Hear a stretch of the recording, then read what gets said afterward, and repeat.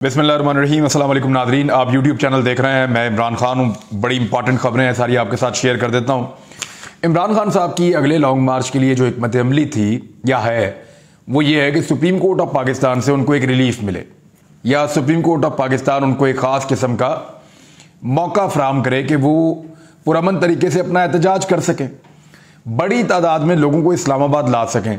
अब क्योंकि इमरान खान साहब के क्राउड में औरतें और बच्चे भी होते हैं और उनका क्राउड जो है वो बहुत पढ़े लिखे लोग हैं, बीच में मिडिल क्लास के लोग हैं, अपर मिडिल क्लास के लोग हैं, लोअर मिडिल क्लास के लोग हैं, तो ये लोग नॉर्मली झगड़ा करते नहीं हैं। तो झगड़ालू किस्म के लोग उनकी फॉलोइंग के अंदर नहीं है, लिहाजा वो चाहते हैं कि बगैर झगड़े के, बगैर लड़ाई के उनके लोगों को इस्लामाबाद आने दिया जाए। और बड़ी तादाद उन्हीं लोगों की है, उन्हीं फैमिलीज की है। अब उनको पिछली मरतबा जब इमरान खान साहब ने निकालने की कोशिश की तो जो लाहौर में हुआ, जो कराची में हुआ, जो पूरे पंजाब में हुआ, जो इस्लामाबाद में हुआ, जो खैबर पख्तूनख्वा और पंजाब की बाउंड्री पे हुआ, ये सब कुछ पाकिस्तानियों ने देखा है। पाकिस्तान की अदालतों ने भी देखा, पाकिस्तान के इदारों ने भी देखा, और कुछ लोग उसमें खुश थे, कुछ लोग उसमें नाखुश थे, लेकिन सारे इसको देख रहे थे। इमरान खान साहब ने यह फैसला किया कि वो सुप्रीम कोर्ट के फैसले के बाद लॉन्ग मार्च करेंगे, यानी सुप्रीम कोर्ट पहले इजाजत दे और हुकूमत को बाउंड करे कि आप लोगों को परेशान नहीं करेंगे। एक्चुअली वो कौन सी चीजें हैं जिसको बुनियाद बनाकर पाकिस्तान तहरीक इंसाफ ये कर रही है। देखिए, इसमें अली जफर साहब ने जो एक दरखास्त दायर की है सुप्रीम कोर्ट ऑफ पाकिस्तान में, उसमें उन्होंने कहा क्या है कि वफाकी और पंजाब हुकूमत को एहतजाज के लिए इजाजत का हुक्म दिया जाए, एहतजाज के दौरान किसी कारकुन को गिरफ्तार ना किया जाए, एहतजाज के रास्ते में रुकावटें हायल ना की जाएं, वफाकी और पंजाब हुकूमत को तशद्दुद और ताकत के इस्तेमाल से रोका जाए, एहतजाज हर शहरी का बुनियादी हक है, आईने पाकिस्तान भी पुरअमन एहतजाज की इजाज़त देता है, आर्टिकल 4 के मुताबिक तमाम शहरियों को यकसा हुकूक हासिल हैं। आइन का आर्टिकल 15, 16, 17 और 19 पुरअमन तरीके से नकलो हरकत, जमा होने यानी मजमा इकट्ठा करने, बोलने और इजहार राय का हक देता है। तहरीक इंसाफ के एहतजाज के दौरान बड़े पैमाने पर गिरफ्तारियां एहतजाज रोकने के लिए थीं। तहरीक इंसाफ के कारकुनों के खिलाफ मुकदमात आज़ादी इजहार राय पर कदगन के मुतरादिफ हैं।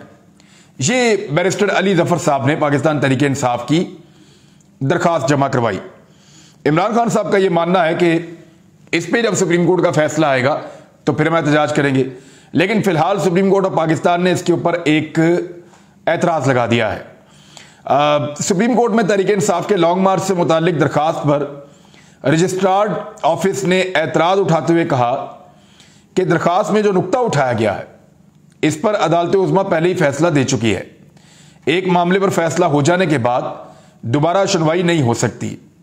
एतराज में कहा गया कि दरखास्त गुजार दे मुतल्लिका फॉरम से रुजू नहीं किया, यानी वो गवर्नमेंट के पास जाएं, वो जो इंतजामिया उनके पास जाएं, उनसे कहें जी हम आना चाहते हैं, लेकिन पॉलिसी तो गवर्नमेंट बनाती है और गवर्नमेंट फिर रोक लेती है।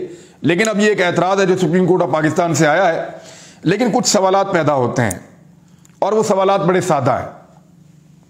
पहला सवाल यह है कि क्या कहीं जो चादर और चार दीवारी का तकद्दुस पामाल हुआ, इस पर कहीं कोई नोटिस हुआ पूरे पाकिस्तान में?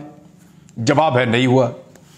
क्या कहीं खवातीन और बच्चों पर जो आंसू गैस की शेलिंग की गई और मुबैना तौर पर एक्सपायर्ड शेल इस्तेमाल किए गए, क्या इसके ऊपर कहीं कोई नोटिस हुआ? नहीं हुआ।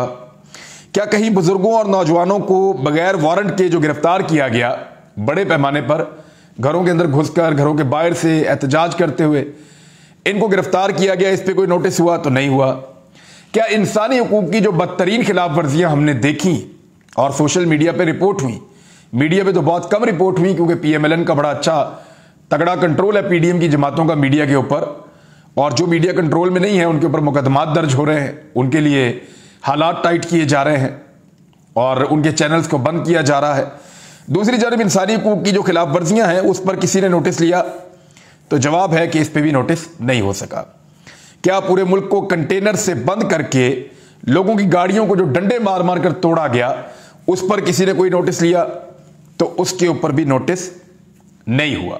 यह बदकिस्मती है पाकिस्तान की कि इस किस्म की सूरत हाल पैदा हुई और लोगों को मारधाड़ की गई, इंसानी हुकूक की खिलाफ वर्जियां हुई, लेकिन इसके बावजूद पाकिस्तान के अंदर से कोई नोटिस होने की बजाय वजीर दाखिला का यह कहना है कि वो दोबारा अटैक करेंगे आने वालों के ऊपर और किसी को इस्लामाबाद में दाखिल नहीं होने देंगे और जो दोबारा फसाद करने की कोशिश करेगा वो कह रहे हैं हम एहतजाज करना चाहते हैं, हमारा आईनी और कानूनी हक है। वजीर दाखिला कह रहे हैं ये फसाद करना चाहते हैं, मैं इनको नहीं करने दूंगा। इससे पहले भी फजलुर रहमान साहब के एहतजाज को फसाद करार दिया था उस वक्त की हुकूमत ने, लेकिन उन्होंने ताकत के बलबूते पे ना उनको रोका ना उनको मना किया, उनको आने दिया, उन्होंने जलसे किए, धरना दिया और फिर जब दिल किया चले गए। और उन्होंने ऐसा 2 मरतबा किया। बिलावल ने भी ऐसा ही किया, मरियम नवाज ने भी ऐसा ही किया, किसी ने उनके रास्ते में रुकावट नहीं डाली। लेकिन इस मरतबा बदतरीन रुकावटें डाली जा रही हैं। शायद हुकूमत को लगता है कि अगर लोग इकट्ठे हो गए तो हुकूमत के लिए मुश्किलात पैदा हो जाएंगी। इमरान खान साहब तो उम्मीद लगाकर बैठे हैं सुप्रीम कोर्ट ऑफ पाकिस्तान से। देखना यह है कि वहां से क्या फैसला आता है। लेकिन दूसरी जानिब शीरी मजारी जो पाकिस्तान तहरीक इंसाफ की रुकन है, उन्होंने हुकूमती इक़दामात की तफसीलात अक़वाम मुत्तहिदा को भिजवा दी हैं। जो तफसीलात उन्होंने अक़वाम मुत्तहिदा के हाई कमिश्नर बराए इंसानी हकूक़ को भेजी हैं और जो शवाहिद उन्होंने भेजे हैं वो मैं थोड़े से आपके साथ शेयर कर देता हूँ। उन्होंने कहा कि पाकिस्तान में एक हुकूमत को हटाया गया और सियासी बहरान पैदा हो गया और मनी लॉन्ड्रिंग के मुकदमात में मुलव्विस सियासतदानों को हुकूमत दे दी गई। और फिर उन्होंने बताया कि अवाम ने शदीद रद्दमल दिया और बड़े बड़े जलसे मुनक्कद हुए। अवाम को इस्लामाबाद की जानिब हकीकी आज़ादी मार्च की दावत दी गई और ख़त के मतन के मुताबिक एस्टेब्लिशमेंट की पुष्ट पनाही से हुकूमत ने अवामी एहतजाज का जवाब जाबराना इक़दामात से दिया। वफाकी हुकूमत ने सिंध और पंजाब की हुकूमतों के साथ मिलकर क्रैकडाउन किया। वफाकी और सूबाई हुकूमतों ने इंसानी हकूक़ पामाल किए।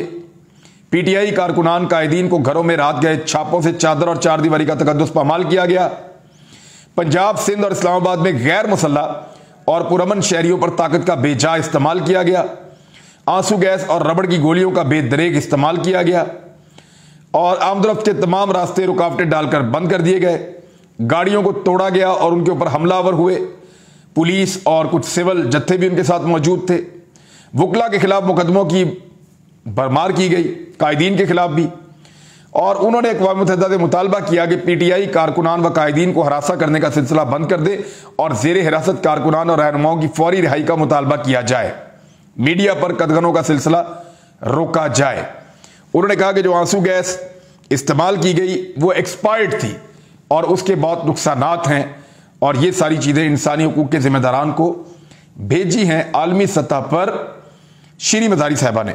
उधर एक एडिशनल सेशन जज ने उन्होंने ये दिखाया कि मुकदमा दर्ज हो सकता है राणा सनाउल्लाह पर भी और बाकी लोगों पर भी। मैं आपको उसकी खबर दे देता हूं।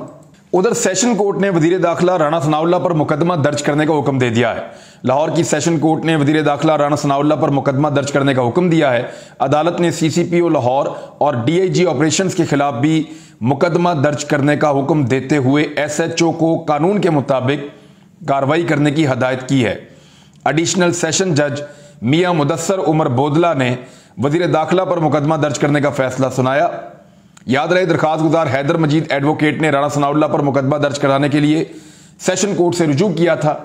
उन्होंने अपनी दरखास्त में मौक़िफ़ इख्तियार किया था कि राणा सनाउल्लाह के कहने पर पुलिस ने वकला पर तशद्दुद किया है, लिहाजा अदालत राणा सनाउल्लाह के खिलाफ मुकदमा दर्ज करने का हुक्म दे।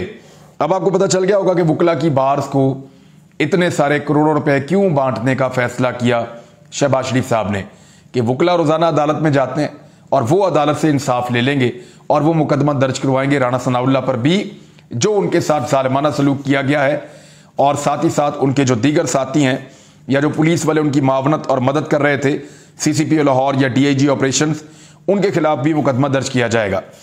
पाकिस्तान तहरीक इंसाफ की जानिब से एक और खबर आई है कि किस सूरत में वो वापस असेंबली में आ सकते हैं। इस पे फवाद चौधरी साहब ने एक स्टेटमेंट दिया है। फवाद चौधरी साहब का यह कहना है कि ये हुकूमत इलेक्शन की तारीख का ऐलान कर दे, हमें यह बताए कि ये कब इलेक्शन करवाने जा रहे हैं और किस तारीख को असेंबलियां तहलील कर रहे हैं। ये चीज़ हमारे साथ तय कर लें, हम असेंबली में आ जाएंगे और बाकी चीज़ें इनके साथ तय कर लेंगे।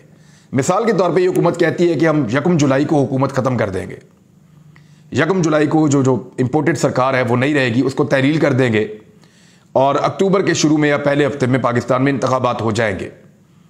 अगर ये सरकार ये दावा करती है या ये गारंटी दे देती है तहरीक इंसाफ को, तो 1 जुलाई तक के लिए पूरे महीने के लिए पाकिस्तान तहरीक इंसाफ असेंबलियों में आ जाएगी और जो अहम तरीन तैनातियां हैं, मिसाल के तौर पे चेयरमैन नैब का मामला है, मिसाल के तौर पे निगरान हुकूमत का मामला है, चाहे वो पंजाब में है चाहे वो बाकी सूबों में है, और मिसाल के तौर पे उसके अंदर आप शामिल कर लीजिए कि वफाक के अंदर भी निगरान हुकूमत है, फिर जो इलेक्शन कमिश्नर है या इलेक्शन कमीशन के जो मेंबरान हैं उनकी तकरीरों का मामला है।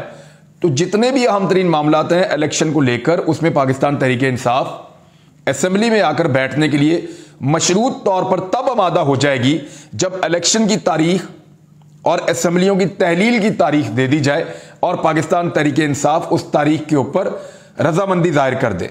तो ये फवाद चौधरी साहब ने कहा, मेरे ख्याल में माकूल बात है और यही एक ऐसा रास्ता है जिससे सब बाहर निकल सकते हैं और सबकी विन विन सिचुएशन हो जाएगी और सारे इलेक्शन में चले जाएंगे। दूसरी जानिब एक और बड़ी अजीब चीज हो रही है। एक मैसेज मुझे भी रिसीव हुआ कि आप 8300 के ऊपर 8300 के ऊपर मैसेज करें अपना आईडी कार्ड और चेक करें कि आपका वोट कहां पर रजिस्टर्ड है। ये जो नई हल्का बंदियां हुई हैं उसके बाद बेशुमार लोगों का वोट जो है वो इधर से उधर कर दिया है।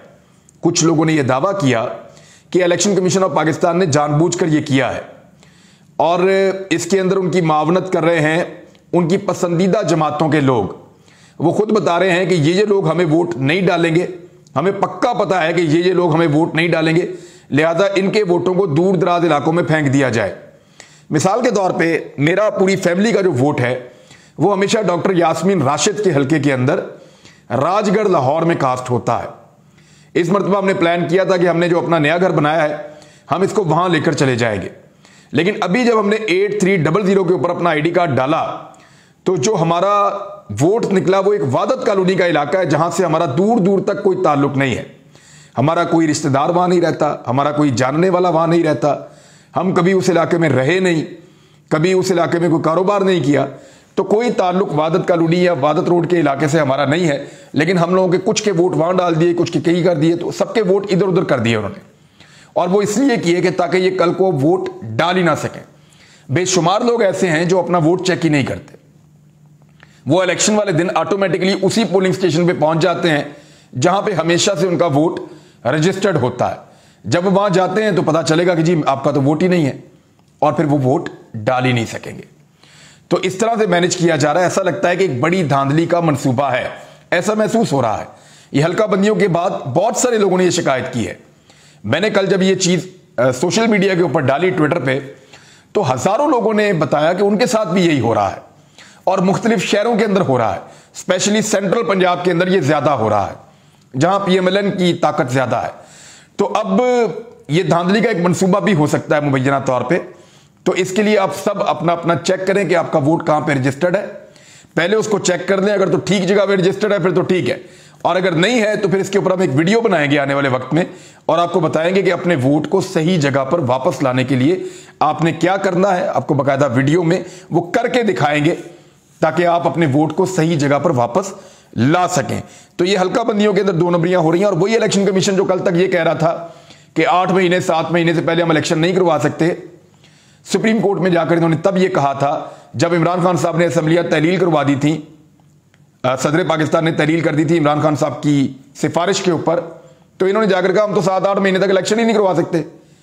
तो इस बात का एक दबाव तो बहरहाल रहना था, और फिर सुप्रीम कोर्ट ऑफ पाकिस्तान ने असेंबलियां बहाल की और PMLN को हुकूमत मिल गई। लेकिन अब वही इलेक्शन कमीशन कहता है कि जिस दिन हुकूमत कहे हम तो इलेक्शन करने के लिए तैयार है। यानी उन्होंने अपना मौकिफ ही बदल दिया है। कल उनका मौकिफ कुछ और था, आज उनका मौकिफ कुछ और है। तो जानना यह चाहिए कि वो कौन था। जैसे कि वो पूछ रहे थे अरशद शरीफ साहब कि वो कौन था, तो वो कौन था जो इनको ये मौकिफ देने के लिए पहले कह रहा था और अब उनको ये वाला मौकिफ देने के लिए कह रहा है, या ये सब कुछ जादू से अचानक हो गया है।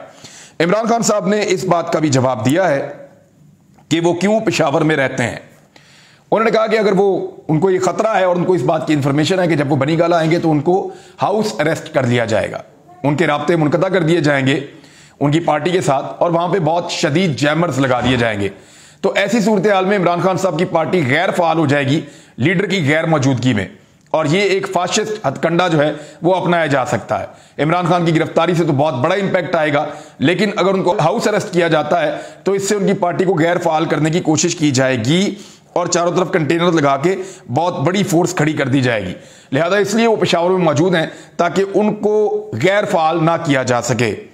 अच्छा, यहां पे एक खबर है, मैंने उस खबर को पढ़ा, मैं एज इट इज आपको पहले उसकी हेडलाइन बताता हूं और फिर आपसे पूछता हूं कि क्या खबर देने का ये तरीका ठीक है। आज तक जब भी कभी कहीं कोई गिरफ्तार हुआ सियासी कारकुन, तो यह कहा गया कि हुकूमत ने गिरफ्तार कर लिया, या गिरफ्तारियों की तैयारियां हैं, या गिरफ्तारियों की फहरिस्तें बनाई जा रही हैं। डॉन न्यूज ने यह खबर इस तरीके से दी है कि पीटीआई के दूसरे मार्च से कबल कारकुनान रहनुमाओं की एहतियाती गिरफ्तारियां, उसकी फहरिस्तें तैयार। एहतियाती गिरफ्तारियां, यह लफ्ज मैंने पहली दफा पढ़ा है। तो पाकिस्तान तहरीक इंसाफ के लोग गिरफ्तार हों तो एहतियाती गिरफ्तारियां होती हैं, पीएमएलएन के लोग गिरफ्तार हों तो जबरी और जालिमाना गिरफ्तारियां होती हैं। वैसे ये भी हमारी सहाफत जो है वो बहुत बुरी तरह बेनकाब हुई है इस सारी सूरत हाल में। सेनेट की एक कमेटी है इतलात की, वहां पे हम लोग गए थे और मैं, अरशद शरीफ साहब, साबिर शाकिर साहब ऑनलाइन बाहर से मौजूद थे। उसमें बड़ी इंपॉर्टेंट डेवलपमेंट्स हुई हैं, वो आपके साथ शेयर करूंगा अगले वीलॉग में। अब तक के लिए इतनी, अपना ख्याल रखिएगा, अपने चैनल का भी। अल्लाह हाफिज़।